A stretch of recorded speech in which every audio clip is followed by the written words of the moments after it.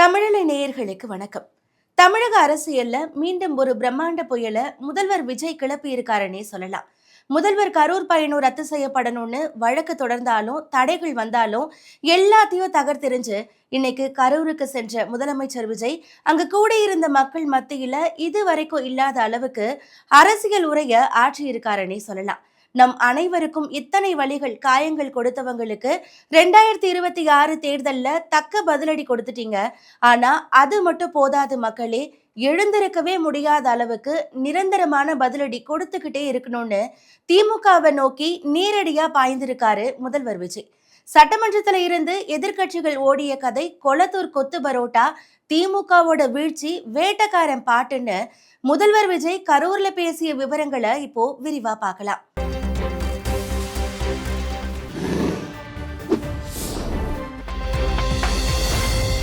மேடையில பேச தொடங்கிய முதல்வர் விஜய் கரூர் சம்பவம் தனக்கு ஏற்படுத்திய ஆறாத வடுவை பற்றி ரொம்பவே கலக்கமாவும் கோபமாவும் பேசியிருக்காரு. ஒரு மனுஷன் லைஃப்ல எவ்வளோ பெரிய ஒரு உயரத்துக்கு போனாலும் மனசளவில் சில வலிகள் காயங்கள் அதை மறக்க முடியாது இல்லையா? எல்லார் லைஃப்லையும் அப்படி தான், நமக்கும் அப்படி தான். நிறையா வலிகள் காயங்கள் எல்லாத்தையும் தாண்டி தான் வந்திருக்கிறோம்.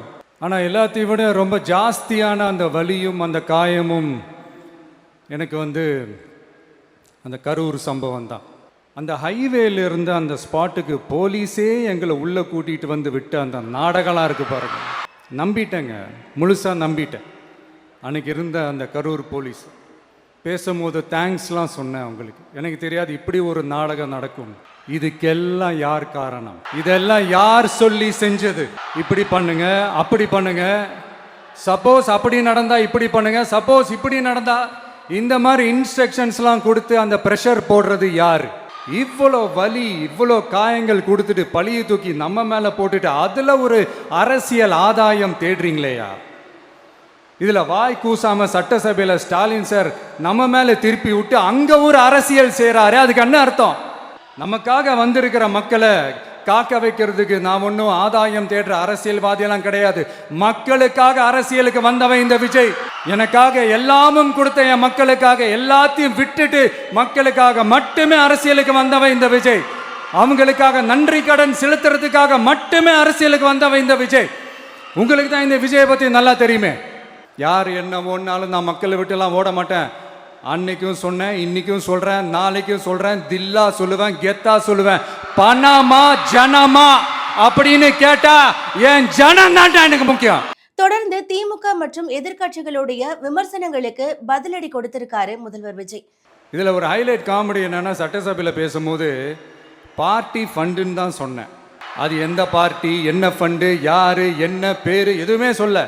பார்ட்டி ஃபண்டுன்னு சொன்னவனை எடுத்தாங்க பாருங்க ஒரு ஓட்டம். எனக்கே ஃபர்ஸ்ட் புரியல, ஏன்பா ஓடுறாங்க? அப்படி என்ன நம்ம இப்போ சொல்லிவிட்டோம். அதான் அந்த குற்றம் உள்ள நெஞ்சுக்கு தான் குறுகுறேங்கும்.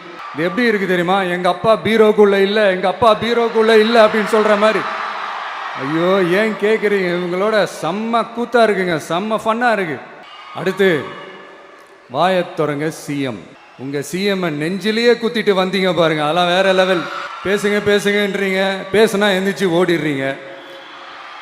இனிமேல் பேச ஆரம்பிக்கிறதுக்கு முன்னாடி என்ன பண்ணணும் அப்படின்னா, ஒரு நண்பர் ஒருத்தர் சொன்னார், மாண்புமிகு பேரவைத் தலைவர் அவர்களே எல்லா டோரையும் இழுத்து லாக் பண்ணுங்க அப்படின்னு சொல்லிட்டு தான் பேச ஆரம்பிக்கணும் போல் இருக்கு. ஏன்னா பேசிட்டு இருக்கும் போதே எந்திரிச்சு ஓடிடுறாங்க.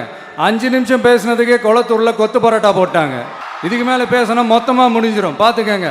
முதல்வர் பேசவே மாட்டாருன்னு முன்வைக்கப்படுற குற்றச்சாட்டுக்கு பேசி பேசி பிரச்சனையை வளர்த்துக்கிட்டு பிறர் மீது பழிய போட்டுட்டு மக்களை தெருவில் அம்போன்னு விடுற அரசியல் எனக்கு தேவையே இல்லை, அதை நான் செய்ய போறதும் இல்லை.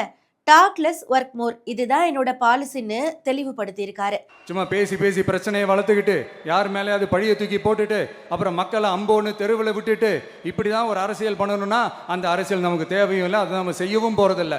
Talk less work more mode தான், அதுதான் நம்ம பாலிசியே. நம்ம தாவிக ஆட்சி அமைந்ததுல இருந்து என்னென்னவோ சொல்றாங்க. சோஃபா ஆட்சி, வாஷிங் மிஷின் ஆட்சின்னு விமர்சிக்கிறாங்க. நான் சொல்றேன், அரசியல் வியாபாரம் செய்வதற்கான வெண்டிங் மிஷினே திமுக தான் பொறிஞ்சு தள்ளி இருக்காரு. உங்க கரூர் கம்பெனி ஓனர் ஒருத்தர் எங்க இருக்காருன்னே தெரியாம ஓடு ஓடு ஓடு ஓடு ஓடு ஓடு ஓடு ஓடு வரான் பாரு வேட்டக்காரன். ஓடினே இருக்கிறாரு. இன்னொருத்தர் ஃபாரின்ல போய் ஒளிஞ்சுக்கிட்டார். ஃபாரின் ஸ்டாலின் சார்ன்னு நினைச்சிட போறீங்க. அவர் இல்லை. எனக்கு எப்பவுமே ஸ்டாலின் சார் மேல ஒரு தனி பாசம் ஒன்று உண்டு. அவர் கிடையாது, இவர் வேற. சிங்கப்பூருக்கு செக்கப்புக்கு போனார்ல அவரு. இந்த தீய சக்தி ஆட்சி முடிஞ்சு பொட்டிக்குள்ள போனதுலேருந்து என்னென்னமோ பண்றாங்க, ஏதோ பேசுறாங்க, சோஃபாங்கிறாங்க, வாஷிங் மிஷினுங்கிறாங்க. இந்த அரசியல் வியாபாரம் பண்றதுக்கான அந்த வெண்டிங் மெஷினே அவங்க தான். யாரு? இந்த திமுக. இதுல நம்மளை பார்த்து வாஷிங் மிஷினுங்கிறாங்க. மேலும் தீய சக்தி இப்போ யாருடைய கதவை தட்டிக்கிட்டு இருக்காங்கன்னு மக்களுக்கே தெரியும்.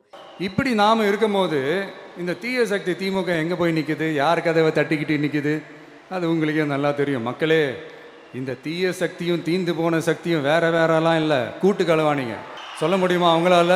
எங்களுக்குள்ள ஒட்டும் இல்லை, உறவும் இல்லை, அறிவிக்க முடியுமா, நிரூபிக்க முடியுமா? தொடர்ந்து தாவேக ஆட்சியின் சாதனைகளை குறிப்பிட்ட அவரு, லஞ்சம்லாம் ஒழிக்க முடியாது, ஊழல்லாம் ஒழிக்க முடியாது, அதெல்லாம் பிளட்டிலேயே ஊறி போய் இருக்கு அப்படின்னு சொன்னவங்க போய் ஒவ்வொரு கவர்மெண்ட் ஆஃபீஸா பாருங்க. ஒரு பைசா லஞ்சம் இல்லை, ஒரு பைசா ஊழல் இல்லை, வேலையெல்லாம் சும்மா டக்கு டக்கு டக்குன்னு நடக்குது.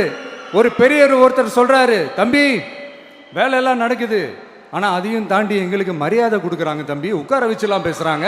உங்ககிட்ட யாராவது லஞ்சம் ஏதாவது கேட்டாங்கன்னா கொடுக்க முடியாது சொல்லுங்கள், நான் இருக்கேன் உங்களோட. அப்படியே யாராவது ஃபோர்ஸ் பண்ணாங்கன்னா, இது எங்க மகன், எங்க புள்ள, எங்க அண்ணன், எங்க தம்பி, எங்க விஜய், எங்க விஜயோட ஆட்சின்னு ஸ்ட்ராங்கா சொல்லுங்க. இறுதியா நான் கரூருக்கு போக கூடாதுன்னு எப்படி எல்லாமோ நீதிமன்றத்துல கட்டுப்பாடு போட பார்த்தாங்க. ஒழுங்கா படி, ஒழுங்கா படி என்று சுப்ரீம் கோர்ட் ஓங்கி மண்டேலியே நறுக்கு நறுக்கு நறுக்கு என்று செம்மட்டியாலே அடிச்சும் இந்த திமுக முழிச்சிக்கல அப்படின்னா அப்போ கொஞ்சம் கஷ்டம்தான். மக்களை, என் மனசை விட்டு கரூர் எப்பவும் நீங்கவே நீங்காது.